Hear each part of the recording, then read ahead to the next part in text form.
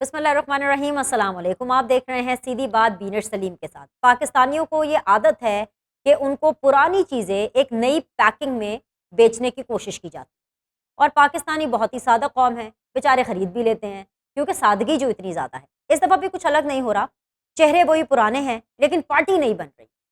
इस दफ़ा भी कुछ अलग नहीं हो रहा क्योंकि एक लॉन्ड्री लगती है हर इलेक्शन से पहले और उस लॉन्ड्री के अंदर कुछ लोगों को डाला जाता है जो इलेक्टेबल्स होते हैं, टिकट होल्डर्स होते हैं, जिनको इस पार्टी से उस पार्टी में शिफ्ट करना होता है।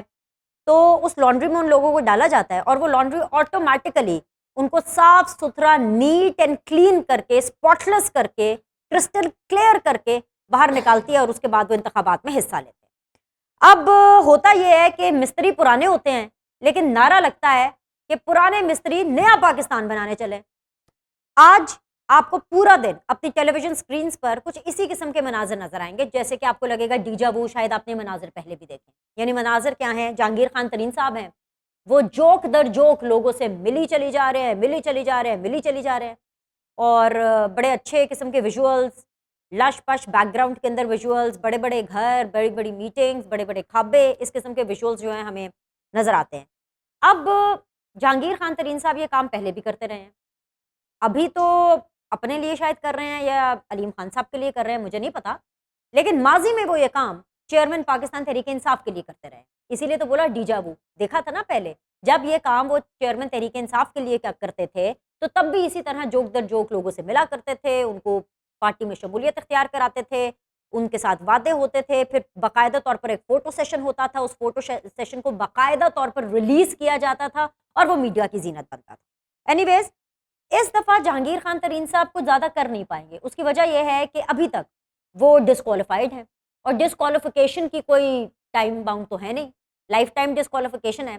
तो जो फ़ॉर्मूला इस दफ़ा तैयार हुआ है, सुनने वाले की अगर हम मानें और बताने वालों की अगर हम सुनें, तो वो ये कहते हैं कि जी पार्टी के जो सदर हैं ना, वो अलीम खान साहब होंगे और जो एज़ाज़ी ओहदा है या ऑनररी जो डेज़िग्नेशन होती है, जैसे कि सरपरस्ते आला, जैसे पैट्रन इन चीफ कह लीजिए, वो जो है जहांगीर खान तरीन साहब को बना दिया जाएगा। अब बाय द टाइम हम ये सारी बातें और आपको अपडेट्स दे रहे हैं, एक अपडेट और भी आई कि चंद दिनों पहले जो एक ग्रुप बना था, वो चंद दिनों का ही मेहमान नज़र आया क्योंकि वो ग्रुप था डेमोक्रेट्स का और उस डेमोक्रेट्स का जो ग्रुप था, उसके रूहे रवा 2 लोग थे।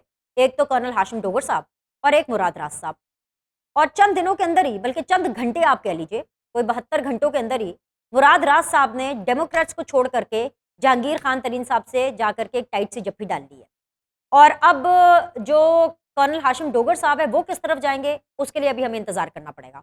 सो बेसिकली जो डेमोक्रेट्स का ग्रुप था वो भी टूट करके आधा या काफ़ी हिस्सा उसका जहांगीर खान तरीन साहब के ग्रुप में अंदर चला गया।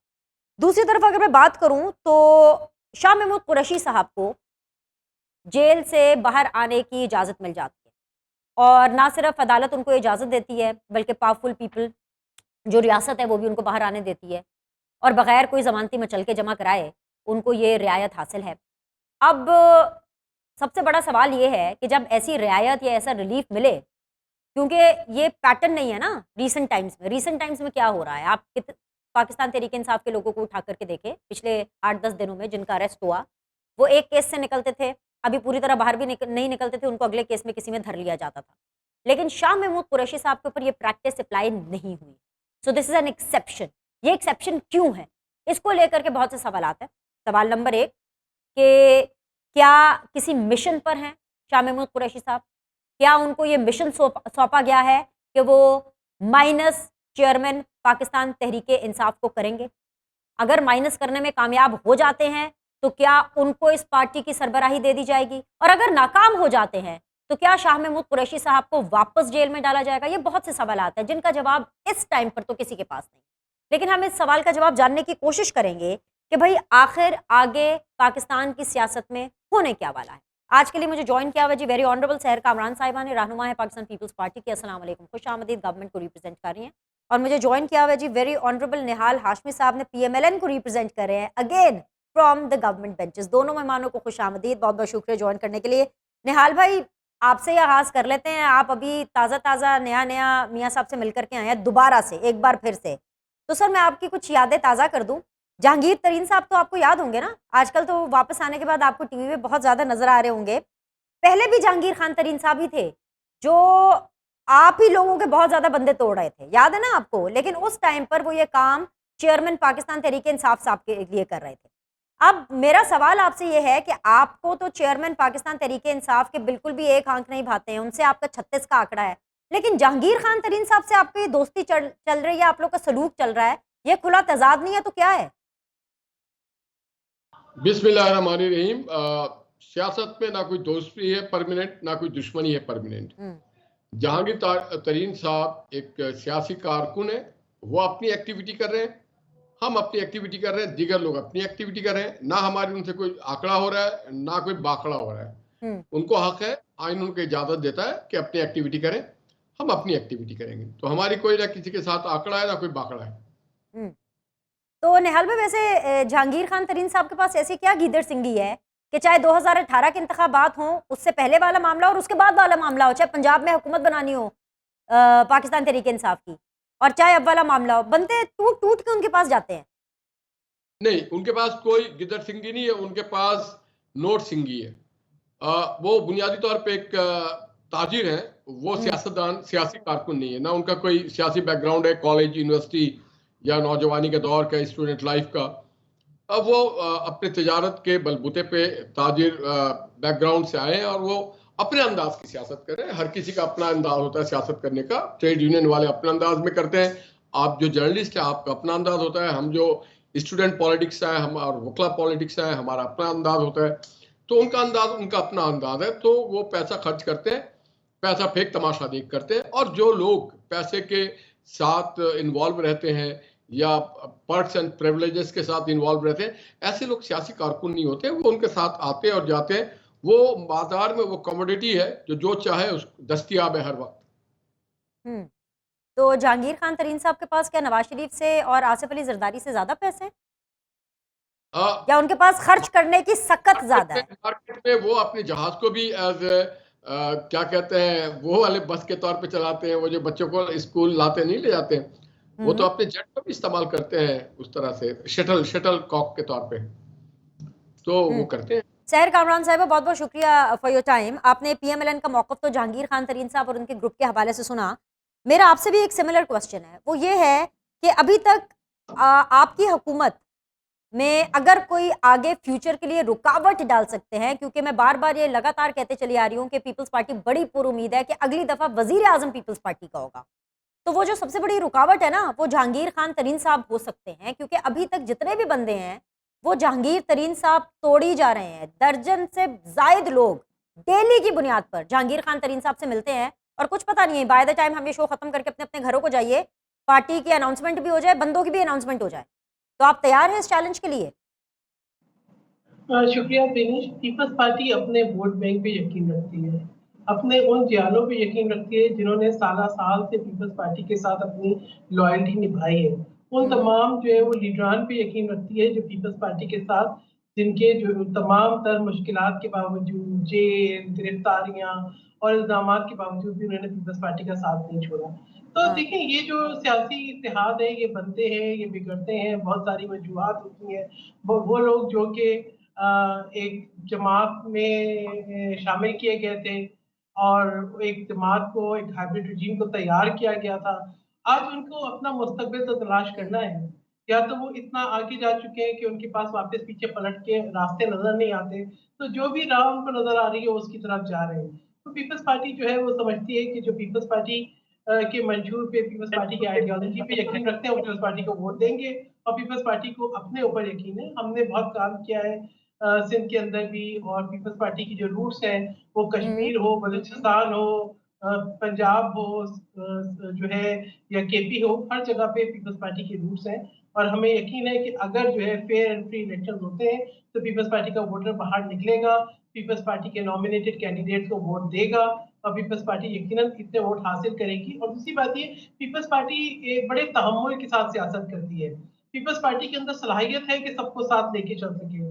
पीपल्स पार्टी अपनी कमिटमेंट को पूरा करती है। तो पीपल्स पार्टी की सियासत जो है एक मंचे हुए सियासी जमात की सियासत है, और हमें यकीन अपनी कारकर्दगी पे है। ठीक है, आपको यकीन अपनी कारकर्दगी पर, लेकिन मैं आपके सामने सिर्फ एक फैक्ट चेक रखना चाहती हूँ, क्योंकि आसिफ अली जरदारी साहब पिछले कई दिनों से लाहौर में डेरे जमाए हुए हैं और आने वाले दिनों के अंदर वो एक बहुत बड़ा जलसा भी प्लान कर रहे हैं। कल उन्होंने अपने कारकुनान से इसी जलसे के हवाले से जब गुफ्तगू की और अपने टिकट होल्डर से जब उन्होंने बात की, तो उन्होंने ये कहा कि इंतखाबात तब होंगे जब वो चाहेंगे। तो आपकी चाहत कब है, इंतखाबात कब हों? देखिए, पीपल्स पार्टी जो है वो बिल्कुल जो जमहूरी आईनी रिवायात है उन पे यकीन रखती है और इंशाल्लाह जैसे असेंबलियाँ अपनी मुद्दत पूरी करेंगी तो इंतखाबात होंगे। पीपल्स पार्टी ने इस जमहूरियत के लिए, इस आइन की बहाली के लिए बहुत कुर्बानियाँ दी हैं और पीपल्स पार्टी ने ये मुमकिन किया कि 5 साला असेंबली अपनी मुद्दत पूरी करे और एक ओके। स्मूथ ट्रांज़िशन हो।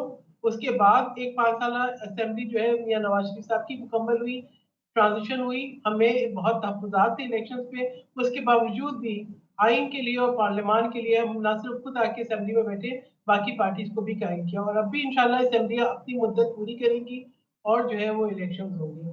उन्होंने अच्छा, जो this sounds ideal sir, this जी। Answer of yours it sounds ideal. और इससे ज़्यादा आइडियल क्या चीज़ होगी कि जी जब असेंबलीज अपनी मुद्दत पूरी करेंगी उस टाइम पर इंतखाबात हो जाए, लेकिन मसला ये है कि पाकिस्तान में कुछ भी आइडियल है नहीं। कहीं ना कहीं मुझे लग रहा है कि आप लोग, आपकी बातों से, आपके जवाब से, पीपल्स पार्टी के जवाब की मैं बात कर रही हूँ, नॉट योर स्पेसिफिकली, कि आप लोग जहांगीर खान तरीन साहब और उनके ग्रुप को अंडर एस्टिमेट कर रहे हैं। तो मैं एक फैक्ट चेक आपको और दे देती हूँ पंजाब के हवाले से। जो जहांगीर खान तरीन साहब हैं, जो अलीम खान साहब हैं, इनका जो भी ग्रुप है उसकी हमदर्दियां नवाज शरीफ साहब के साथ होंगी, क्योंकि अगर मुकाबला Pakistan Peoples Party versus PML-N है अभी होने वाले इंतखाबात में, तो पंजाब की हद तक जो जहांगीर खान तरीन साहब का जो ग्रुप है ना, वो अपना वोट पीएमएलएन के पलड़े में डालेगा सर। तो ये आपके लिए बड़ी मुश्किल हो जाएगी। देखिए, बात ये है कि पीपल्स पार्टी एक सियासी जमात है और सियासी जमात में बहुत गुंजाइश होती है कोलिशंस बनाने की, साथ चलने की, एक-दूसरे का साथ देने की। हाँ, हम एक-दूसरे पार्टी में सब नहीं होते हैं। हमारी अपनी-अपनी आइडियोलॉजीज़ हैं।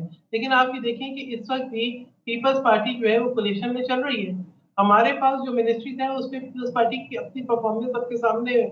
आप ये देख रहे हैं कि वज़ीर ख़ारजा कितने मुतहर्रिक हैं। आप ये देख रहे हैं एनवायरनमेंट के ऊपर, हेल्थ के ऊपर, बेनज़ीर इनकम सपोर्ट प्रोग्राम के ऊपर पीपल्स पार्टी की क्या हम्म। कारकर्दगी है। और पीपल्स पार्टी जो है वो कभी भी पोज़ीशन के ऊपर नहीं भागती। हमें पता है कि अगर एक पार्टी के ज़्यादा वोट है तो we give the prime ministership to that party, we support that party. अगर एक पार्टी एलिजिबल है तो उसके पास पब्लिक अकाउंट्स कमेटी जाती है। पीपल्स पार्टी कभी पोज़ीशंस के मामले में छोटी चीज़ों में नहीं पड़ती और अब यकीनन हम इलेक्शन लड़ेंगे, कहीं सियासी इत्तेहाद भी होंगे, कुछ कोलिशंस भी बनेगी, कुछ जब ये तो मतलब ये इंतखाबात जब आते हैं तो बहुत सारी बातें आई थिंक प्रीमैच्योर होती हैं कहना। हम्म। लेकिन ये कि पाकिस्तान के लिए जब तक के तमाम जमातें मिलकर आगे ना चलें, हम अपने-अपने सीटें जीतें, हम अपने-अपने वोट बैंक के हिसाब से आगे बढ़ें और जब तक हम मुल्क के लिए एक होता है ना कि आपका एक एजेंडा होता है जिसको आप कहते हैं कि जी। ये पाकिस्तान का एजेंडा है, उसके जी। लिए हम इकट्ठे ना हो, उस वक़्त तक मुल्क नहीं चल सकता और आपने ये देखा कि चाहे वो 2008 के इलेक्शंस थे या उसके बाद पीपल्स पार्टी ने हमेशा कौमी यकजहती को फ़रोग़ दिया। वो पाकिस्तान खफ़े के नारे से भी शुरू हुई और वो हमने ये देखा कि नेशनल एक्शन प्लान पास होना था, हम अपोज़िशन में थे लेकिन हम साथ में बैठे। हमने देखा सलाला चेक पोस्ट पे हमला हुआ, हमने हम्म। तमाम जमातों को साथ मिलाया, हमने आइन की बहाली करनी थी, 18वीं हम्म। अमेंडमेंट करनी थी, सबको साथ बिठाया। तो देखिए ये पीपल्स पार्टी की जो पीपल्स पार्टी के प्रेज़िडेंट आसिफ अली ज़रदारी साहब ने कहा है अरे साबिक़ भाई, आप लोग तो कमाल लोग हैं ज़हर, हम तो मानते हैं, हम तो बल्कि आप लोगों की तारीफ करते हैं पीपल्स पार्टी की कि शहबाज शरीफ को आप लोगों ने वजीर आजम बनाया, आप लोगों ने देखिए राना बिल्कुल, सनाउल्लाह को उनकी वजीर वोट से दाखिला जीती। बनाया। मतलब आपने इन लोग को कन्विंस किया कि कैसे वोट ऑफ नो कॉन्फिडेंस होगा, कैसे ये लोग हुकूमत में आएंगे, नो डाउट अबाउट इट। लेकिन एक सवाल मेरा सहर कामरान और निहाल हाशमी साहब आप दोनों से, बहैसियत पीएमएलएन और पीपल्स पार्टी नहीं बल्कि बहैसियत एक डेमोक्रेट, एक जमहूरियत पसंद शख्सियत के हैं। निहाल भाई, मैं आपसे आगाज करना चाहूंगी, सहर आपसे भी यही सवाल होगा, लेकिन पहले जवाब मैं निहाल भाई से लेना चाहूंगी। निहाल हाशमी साहब, ये जो नई पार्टी बन रही है, जो भी बन रही है, ये जहांगीर तरीन साहब वाली, जब भी इसका नाम ऑफिशियल हो जाएगा, आप इस नई पार्टी को वेलकम करेंगे या फिर आप पाकिस्तान तहरीक इंसाफ के टूटने के ऊपर मुजम्मत करेंगे? ऐसा डेमोक्रेट आप क्या करेंगे? ये इररिलेवेंट क्वेश्चन है हमारे लिए कि हम मुकाबले में देखिए, हम जब इलेक्शन में जाते हैं तो हम तीन के, मैं समझता हूं तीन के है। नंबर वन हमारा काम और हमारे कारकर्दगी, नंबर टू हमारे कारकुन, और नंबर 3 हमारी क़यादत का किरदार, कैरेक्टरिस्टिक ऑफ मोहम्मद नवाज शरीफ। तो हम कोई आए कोई जाए, जो भी आ जाए चला जाए, हम सबसे मुकाबला करेंगे। अवाम अगर समझती है कि हमने नारे नहीं, हमने काम किए। पाकिस्तान में मोहम्मद नवाज शरीफ साहब की काम नजर आते हैं, वो रोड नेटवर्क हो, एयरपोर्ट्स हो, सी पोर्ट्स हो, हॉस्पिटल्स हो, सीपैक हो, खारजा पॉलिसी हो। नवाज शरीफ को माइनस करके पाकिस्तान की तरक्याती काम को आप डिस्कस नहीं कर सकते। तो हम अपने काम, अपने कारकुनों के ऊपर हमारे पूरा एतमाद है। और नवाज शरीफ का जो किरदार रहा है नॉन वायलेंट, पीसफुल, तो उसके ऊपर हम कोई आ जाए, कोई भी नई पार्टी बने, कोई पार्टी, जो पार्टी टूटती है अपने काम की वजह से बनती है, टूट जाती है। अपने किरदार, अगर उसका किरदार ठीक नहीं है तो वो टूट जाती है। और अगर कहीं पे कोई लोग असेंबल होते हैं तो ये तो पॉलिटिकल प्रोसेस है, इसीलिए कहते हैं पॉलिटिकल साइंस, कि कोई जुटता है और कोई टूटता है। तो इससे इरिलेवेंट चीज है, ये हमें मैटर नहीं करता हमारे लिए। जी, सहर कामरान साहब, आपके लिए भी मैटर नहीं करता, या it actually raises your eyebrows also कि आप एक नई पार्टी को वेलकम कर रहे हैं और पाकिस्तान तहरीक इंसाफ के टूटने पर मजम्मत कर रहे हैं या कंसर्न शो कर रहे हैं कि नहीं कर रहे? देखिए, बात ये है कि सियासी जमातें खत्म नहीं होती। अगर जमातें सियासी हों, हादसाती जमातों की बात नहीं कर रही मैं सियासी जमातों की बात कर रही हूँ। अगर सियासी जमातें खत्म होती तो ज़ियाउल हक ने पीपल्स पार्टी को खत्म कर दिया होता शहीद जुल्फ़िकार अली भुट्टो की शहादत के बाद।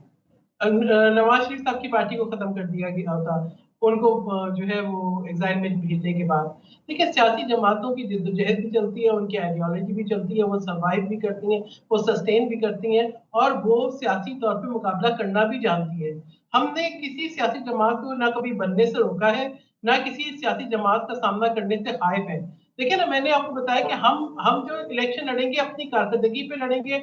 हम जिस वोट बैंक पे इंहिसार करेंगे वो हमारे अपने वोटर्स का वोट बैंक होगा, हमारे तो आइडियोलॉजी ऐसे पे में बिलीव करेंगे। ऐसे में I am really sorry to say Sahar, आप लोग इलेक्शन हार जाएंगे फिर, क्यों अगर हारेंगे कारकर्दगी के इलेक्शन? ऊपर। महंगाई देखें नहीं, कितनी है, मैं समझती हूँ कि महंगाई बहुत देखें गलत बात कितनी है, आपने बजट विनेश, बजट अभी जैसे आएगा।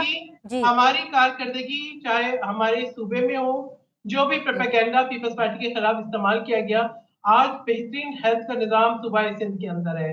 आज हमारे पास पहले जो है वो बल्दियाती इदारे नहीं थे, लेकिन पिछले चंद सालों के अंदर पीपल्स पार्टी ने जितना काम किया, इस वक़्त जो ट्रांसपोर्ट का जदीद तरीन निज़ाम मुतारिफ कराया, जिस तरीके से जो रोड नेटवर्क और जो डेवलपमेंट के काम सिंध में हुए हैं, जिस तरीके से यूनिवर्सिटीज़ बनी हैं, जिस तरीके से कैडेट कॉलेजेस बने हैं, जिस तरीके से थर के अंदर एनईडी यूनिवर्सिटी है, जो आईबीए यूनिवर्सिटी सक्खर के अंदर है, जिस तरीके से जो है वो एनआईसीबीडी के तमाम जगह पर जो है वो यूनिट्स हैं, ये वो काम है जो शायद आप यहाँ पे बैठ के ना देख सकें। लेकिन जो सूबा सिंध में रहने वाले हैं, वो इसको देखते हैं कि तमाम तर बारिशों और मुश्किलात के बावजूद सूबा सिंध ने उनको न सिर्फ रिलीफ दिया है, सस्टेन किया है और दोबारा जिंदगी की तरफ जो है वो गामजन किया है। तो सूबा सिंध के अंदर हमारी बहुत कारकर्दगी है। अगर आप वफाकी सतह पर देखें तो आप ये देखें कि आज जितनी अच्छी कारकर्दगी और जितना फाल जो है आपको वजारत आती है, ठीक है। जितनी फाल आपको एनवायरमेंटल मिनिस्ट्री नजर आती है,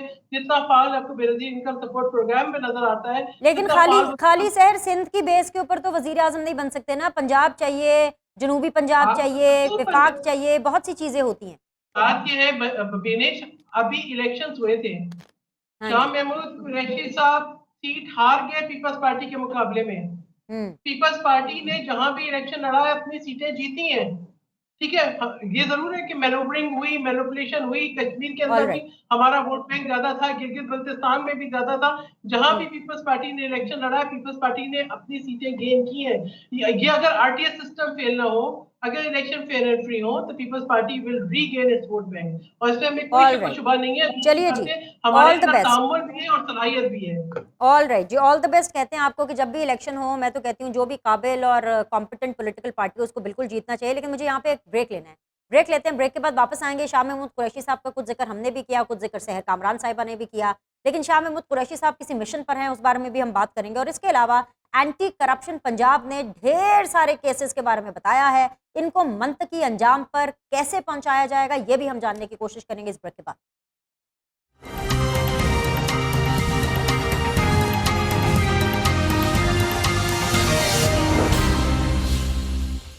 अस्सलाम वालेकुम जी, ब्रेक के बाद आप लोग को खुशामदीद कहते हैं। आप देख रहे हैं सीधी बात बीनर सलीम के साथ। वेरी मच इन सीधी बात जोन टुडे वी हैव सहर कामरान साहिबा पाकिस्तान पीपल्स पार्टी से, वी हैव निहाल हाशमी साहब PMLN से। दोनों मेहमानों का बहुत शुक्रिया बने रहने के लिए।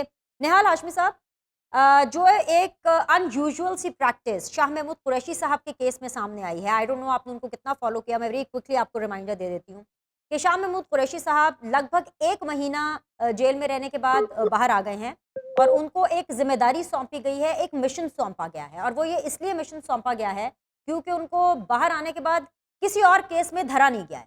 अभी तक वो खुली फिजा में सांस ले रहे हैं और बहुत जल्द उनकी मुलाकात जमान पाक में चेयरमैन पाकिस्तान तहरीक इंसाफ से होने वाली है। कुछ ना कुछ पक रहा है, ये जो भी पक रहा है उससे आपकी पार्टी इफेक्ट होगी नहीं होगी, आपकी हुकूमत इफेक्ट होगी नहीं होगी, आप शाह महमूद कुरैशी साहब उनको दिए गए मिशन को किस तरह से देख रहे हैं? देखिए, हम अव्वल तो बावर्ची नहीं है ना हम पका रहे हैं, जो बावर्ची है जो पका रहे हैं उनसे जरूर पूछे। और आपको मालूम है बावर्ची कौन है, कैटरिंग कहाँ, किस कैटरिंग सर्विस के ये सौदा है और किस तरह की चीजें पकाई जा रही है, हमारे लिए बड़ी इररिलेवेंट है। सर आजकल सारे आपके साथ हैं ना, इसीलिए तो मैंने कहा आपकी मुलाकात नहीं होगी, पर सारे आजकल आपके साथ ही हैं सर जी। हमारे हर काम ट्रांसपेरेंट है। मोहम्मद नवाज शरीफ साहब या शहबाज शरीफ साहब की हर चीज ट्रांसपेरेंट है। हम कोई चीज आवाम से हाइड नहीं करते, ना करना चाहते हैं।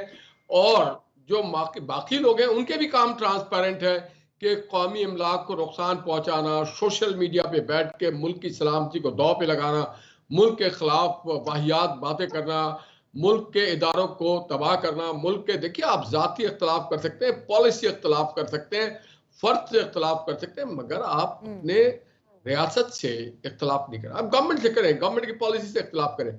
रियासत पाकिस्तान तो सबकी माँ है, जितनी हमारी है उतनी ही किसी इदारे की है, उतनी जुडिशरी की है, उतनी भी मीडिया की है, उतनी पुलिस की है, उतनी फौज की है, उतनी सियासतदानों की है। हम सबको फिट कर रही है, हम सबकी शनाख्त है, हम सबकी पहचान है। हाँ, हमारी किसी भी आमिरियत के लोगों को या जमहूरियत के लोगों के पॉलिसी के साथ इख्तलाफ हो सकता है, फैसलों के साथ इख्तलाफ हो सकता है, हम उसे डिस्कस करें, हम उसे कंडेम करें या उसको अप्रिशिएट करें, अलग चीज है। ऐसे लोगों के बारे में अगर शाह महमूद कुरैशी को पाकिस्तान तहरीक इंसाफ की बागडोर मिल जाती है, माइनस इस वक्त जो चेयरमैन पाकिस्तान तहरीक इंसाफ के हैं, तो आपको कोई दिक्कत नहीं है? आप उनको भी वेलकम करेंगे बिल्कुल वैसे जैसे आप एक नई पॉलिटिकल पार्टी को वेलकम कर रहे हैं? नहीं, देखिए, जब कोई पॉलिटिकल पार्टी बनेगी तो हम वेलकम करेंगे। अगर कोई दहशतगर्दों के बारे में क्या हम बात करें, कोई दहशतगर्द या पाकिस्तान एंटी स्टेट एलिमेंट्स और एंटी स्टेट एक्टिविटीज करेगी, उसको आप प्लीज हमसे ना जोड़ें, क्योंकि हम पॉलिटिकल प्रोसेस पे बिलीव करते हैं, हम अपने मंशूर पे बिलीव करते हैं, हम अपने काम पे और कारकर्दगी बिलीव करते हैं, हम अपने किरदार पे बिलीव करते हैं। हम कोई इस तरह की चीजों पे बिलीव नहीं करते कि पाकिस्तान के दुश्मनों को प्लीज किया जाए और आम लोगों की जिंदगियों को बिल्कुल आप अजीरन बना के रख दें। इस चीज पे हम नहीं, तो हमारा और उनका ट्रैक रूट अलग है। हम किसी और रास्ते पे चलने वाले लोग हैं। हम बाबा कौम मोहम्मद अली जिन्ना और कायद मोहम्मद नवाज शरीफ के रास्ते पे चलने वाले।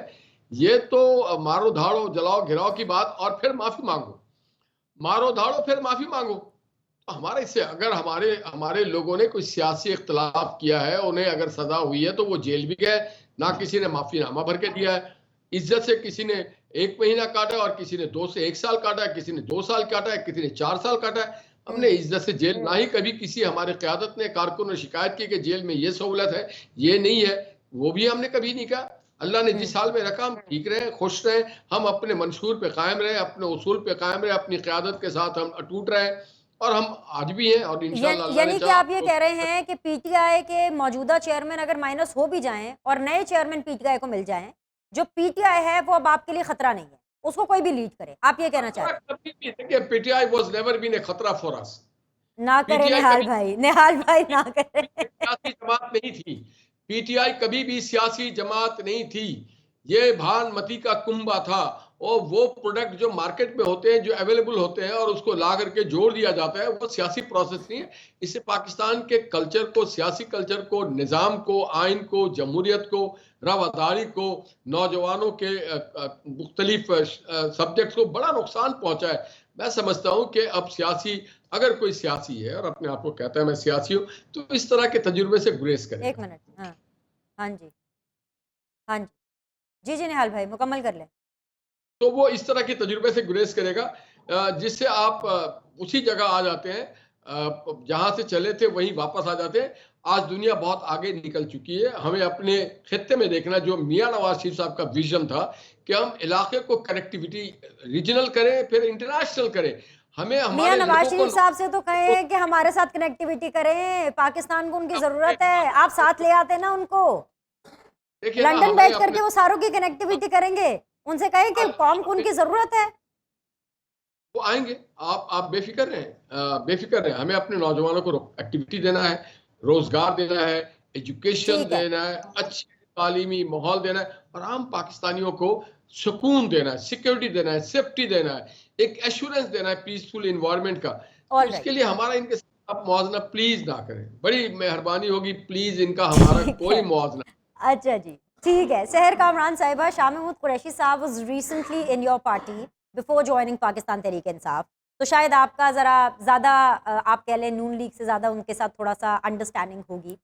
शाह महमूद कुरैशी साहब जो हैं वो चेयरमैन पाकिस्तान तहरीक इंसाफ को कन्विंस कर पाएंगे कि वो किसी तरह से ज़रा कहीं चले जाएं, मुल्क से बाहर चले जाएं, या वो पीटीआई को छोड़ दें और तमाम बाग दौड़ जो है वो शाह महमूद कुरैशी साहब संभाल लें? क्या उनके अंदर ये कैपेबिलिटी है कि वो चेयरमैन पीटीआई को कन्विंस कर सकते हैं? और अगर है, और अगर वो कन्विंस कर लेते हैं, तो क्या वो आपकी पार्टी के लिए कंपटीशन होंगे? बिकॉज जाहिर सी बात है उनका ताल्लुक भी जनूबी पंजाब से है, पंजाब के उस हिस्से से है जहां पर पाकिस्तान पीपल्स पार्टी जो है उसको बहुत ज़्यादा वैल्यू और आय करती है ऑफ कोर्स।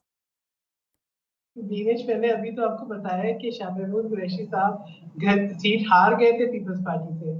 बात ये, पीपल्स पार्टी एक सियासी जमात है। शाह महमूद कुरैशी साहब यकीनन he is also very ambitious, वो अपना एक रोल देखते रहे और कोशिश ठीक है। करते रहे। उनकी हमेशा एक पावर स्ट्रगल रही है। पीपल्स पार्टी ने उनको बड़ी इज्जत दी, मगर शायद उनके जो एम्बिशंस है वो पीपल्स पार्टी से जो है वो जो उससे मेरे ख्याल में वो उससे कुछ ज्यादा सोच रहे थे। तो ये तो आपको पता है, याद है ना पीपल्स पार्टी के चेयरमैन बिलाल भुट्टो जरदारी की स्टेटमेंट। उन्होंने तो बहुत पहले खबरदार कर दिया था कि जो है जरा मोहतात रहे ऐसे लोगों से जो कि अलहदगी में कुछ और कहते हैं, बाद में कुछ और करते हैं। तो ये इनका इंटरनल पावर गेम है, इंटरनल पावर स्ट्रगल है, जिससे पीपल्स पार्टी का कोई ताल्लुक नहीं है। मैंने आपको बताया ना कि पीपल्स पार्टी जो इन्हिसार कर रही है वो अपने वोटर्स पे, अपनी आइडियोलॉजी पे, अपने वोट ठीक बैंक है। पे कर रही है। जो लोग आइडियोलॉजी पे वोट देंगे वो पीपल्स पार्टी को देंगे, जो पीपल्स पार्टी के कारकर्दगी पे वोट देंगे वो पीपल्स पार्टी को देंगे। 100 जमातें बने, रोज बनती हैं, ना चले, ये उनकी अपनी जो है जमात का स्ट्रक्चर होगा कि वो कैसे बन रहे हैं, उनकी क्या आइडियोलॉजी है, क्या उनकी आइडियोलॉजी महज इक़्तिदार है, क्या उनकी आइडियोलॉजी महज एक ग्रुप बनाना है, क्या एक हाइब्रिड रिजीम बनाना है, या उसके अंदर कारोबारी मकासद है या कुछ और मकासद है, वो सामने हाय आ हाय, जाएंगे। अच्छा वक्त मेरे पास कम है, पार्टी मुझे ब्रेक पर जाना है, लेकिन इक्तदार में कोई भी आता है ना, उनकी आइडियोलॉजी एक ही हो जाती है, चाहे वो पीटीआई हो, चाहे नून लीग हो, चाहे पीपल्स पार्टी हो, जो भी सियासी इक्तदार में जमातों की आता है आइडियोलॉजी जिंदा एक रहती है। आइडियोलॉजी हो जाती है, बस वो आवाम को भूल जाते हैं। मुझे ब्रेक लेना है, ब्रेक के बाद वापस आते हैं, रिज्यूम करते हैं डिस्कशन को। Will be back shortly.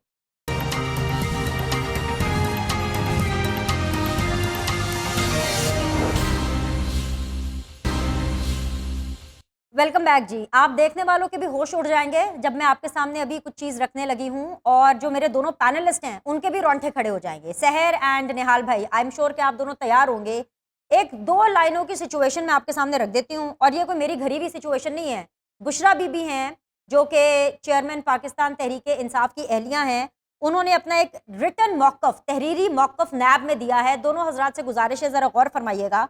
वो ये लिखती हैं कि मलिक रियाज ने 458 केनाल जमीन और 28 करोड़ बगैर किसी लालच के दिए। 190 मिलियन पाउंड करप्शन केस में साबिक खातून अव्वल बुशरा बीबी का ये वाला जो नैब को तहरीरी जवाब है ना, इसने मुझे लगता है मुझ समेत नैब के भी होश उड़ा दिए होंगे। सर, आपको बगैर किसी मकसद के कोई इतना सब कुछ देगा? हमें तो कोई चाय का कप नहीं पूछता सर। इतना सखी आदमी कौन है जो बगैर किसी मकसद के सारी चीजें दे रहा है? निहाल भाई। जी, मैं ये समझता हूं कि ये कौम को बेवकूफ समझने वाली बात है। 28 पैसा ना दे बिजनेसमैन, वो कहते हैं ना कि बनिया का बेटा कुछ देख के ही स्लिप करता है। तो अगर कोई बच्चा स्लिप कर गया था, बेटा जा रहा था बनिया के साथ, तो उसने देखा बेटा स्लिप कर गया, नीचे बैठ गया जमीन पे, तो बनिया ने पूछा बेटा तुम ये जमीन पे क्यों गिर गए? उसने कहा अब्बा चवन्नी रखी हुई थी, मैं चवन्नी उठाने के लिए गिरा था। तो बात यह है कि जो आदमी चवन्नी ना छोड़े वो 28 करोड़ रुपया दे दे, ये नामुमकिनात में से है। वो ये जो बात की है उन्होंने, ये उनकी एडमिशन है ये एक बड़ी बुनियादी एडमिशन है, रिलेशन बिटवीन बुशरा बीबी और Malik Riaz, relation between the government and Malik Riaz, ये स्टैब्लिश कर रहा है रिलेशन को। और अब ये डिनाई नहीं कर सकते कि हमारे उनके वरासे में थे।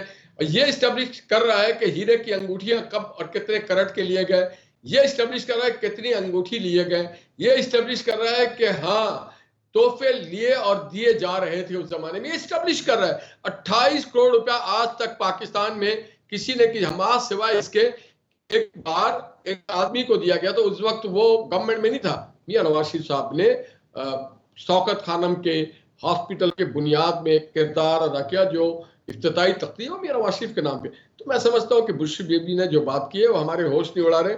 ये अल्लाह ताला की तारीफ से है कि उनके मुंह से सच कहा जा रहा है, वो सच कह रहे हैं कि हमारा रिलेशन था, हम हीरे जवाहरात का भी तजारत करते थे, हम करोड़ों की भी बातें करते थे। ये करोड़ 28 करोड़ रुपया कोई मामूली बात तो नहीं है। सिर्फ 28 करोड़ नहीं है, 458 कनाल जमीन है। और साथ एक चीज और जोड़ लीजिए, एंटी करप्शन पंजाब ने बड़े केसेस बनाए हैं जी। किस किस पर? साबिक खातून अव्वल बुशरा बीबी के जो बेटे हैं इब्राहिम मानेका और उनकी सहेली फरा गोगी को भी इन मुकदमात में नामजद किया। ये कौन से मुकदमात हैं? रिश्वत लेने के, ट्रांसफर्स, पोस्टिंग, गलत गैर कानूनी तैनातियां। अगर अब ये केसेस बने हैं सर, तो इनको मंतकी अंजाम पर पहुंचाना भी आप हुकूमत का काम है सर, वरना तो ये वही तासुर जाएगा कि माजी के अंदर जो पिछली हुकूमत थी उन्होंने आपके ऊपर करप्शन के इल्जाम लगाकर आपको गंदा करने की कोशिश की और निकला कुछ भी नहीं। और अब की जो हुकूमत है वो अब की ऑपोजिशन के ऊपर ये इल्जाम लगा रही है और निकला कुछ भी नहीं। इनको मंतकी अंजाम तक कैसे पहुंचाया जाएगा सर? Very quickly. बड़ा सादा और बड़ा आसान सा, इसमें हुकूमत का काम था बताना कि कहां पे करप्शन हुआ है, बेईमानी हुई है, चोरी हुई है कौमी खजाने में, कहां पे रुश्वत लिया गया है, किन किन लोगों ने कहा। तो इसमें ये मैं समझता हूं अदालतों का काम है। मैं एज ए वकील मैं ये समझता हूं कि एविडेंस इज वेरी क्लियर। 465 एकड़ की जो बात है वो भी डॉक्यूमेंटेड एविडेंस है कि एक जगह से दूसरे जगह वो ट्रांसफर होता है। उसमें बुशरा बीबी और इमरान खान साहब ने 1 रुपया का भी पेमेंट नहीं किया है मलक रियाज को, या जिनके थ्रू ये ट्रांसफर हुआ था 1 रुपए की पेमेंट की रसीद नहीं है। तो ये साबित करता है कि ये एक रिश्वत का काम था। कि कोर्ट ऑफ लॉ के अंदर क्या साबित होता है। आज के लिए इतना ही। दोनों मेहमानों का बहुत बहुत शुक्रिया। आप लोगों से कल मुलाकात करेंगे। अल्लाह हाफ़िज़।